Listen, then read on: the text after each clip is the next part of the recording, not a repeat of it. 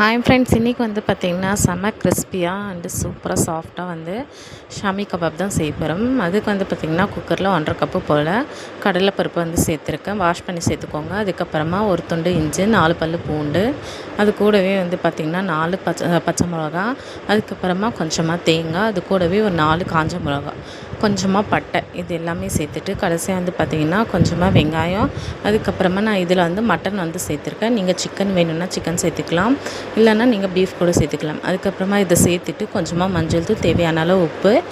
இந்த கப்பில் வந்து பார்த்திங்கன்னா 1 கப்பு போல் நான் தண்ணி வந்து சேர்க்குறேன். ஸோ இதை சேர்த்துட்டு நல்லா மூடி போட்டு ஒரு 4 விசில் போல் விட்டு எடுங்க. 4 விசில் வந்ததுக்கப்புறமா நல்லா ஆற வச்சுட்டு இது ஒரு மிக்ஸி ஜாரில் வந்து நம்ம மாற்றிக்கலாம். மாற்றிட்டு நல்லா வந்து இந்த பதத்துக்கு வந்து அரைச்சி எடுத்துக்கோங்க. அரைச்சி எடுத்துட்டு அதுக்கப்புறமா வந்து பார்த்திங்கன்னா கடாயில் நல்லா எண்ணெய் வந்து சூடானதுக்கப்புறமா வடை மாதிரி தட்டி போட்டு எடுத்திங்கன்னா சூப்பரான ஷாமி கபாப் வந்து ரெடி. கண்டிப்பாக ட்ரை